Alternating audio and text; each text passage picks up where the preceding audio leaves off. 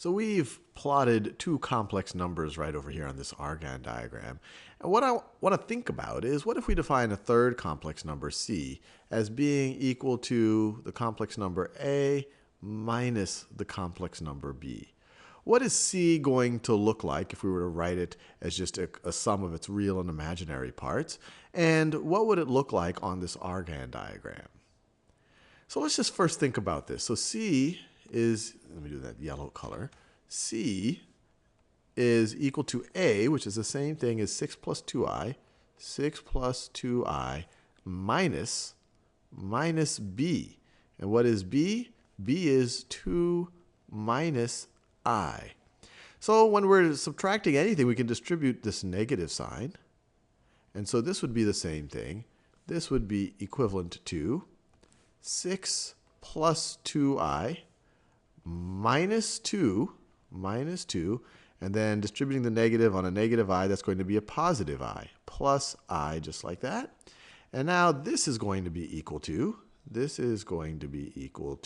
actually I'll do it right over here. This is going to be equal to, we can add the real parts right over here. We have 6 minus 2, and so that's going to be 4. And then we can add the 2i to the I, which is going to be 3i's, plus 4 plus 3i. And that is the complex number c. Now let's see why that actually makes sense when we visualize a and b as vectors. So this is b, but when we do a minus b, that's essentially the same thing. That's the same thing as a plus negative b. a plus negative b. So what's negative b going to be equal to? Negative b is going to be equal to negative 2 plus I. I just multiplied all the terms by negative 1. So what does that look like? Let's see, negative 2 plus I gets us right over there. And we see we've essentially just flipped this vector over the origin. So this right over here is negative b. That is negative b.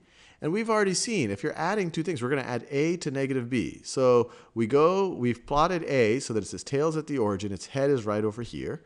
And then we could take the tail of b, we take the tail of negative b, put it right over here.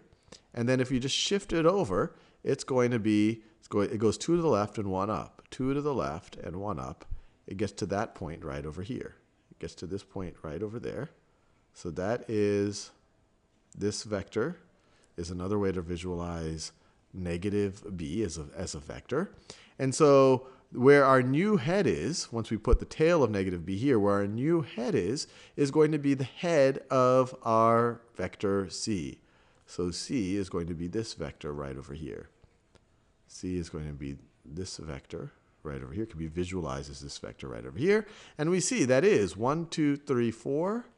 That is 4 plus 1, 2, 3i. We see that right over there. So on one level, it's kind of, straightforward manipulating expressions and just recognizing that you can only add the imaginary parts to the imaginary parts and the real parts to the real parts. And if you want to visualize it on an argand diagram, it really is analogous to subtracting b from a is equivalent to adding the negative of b to a.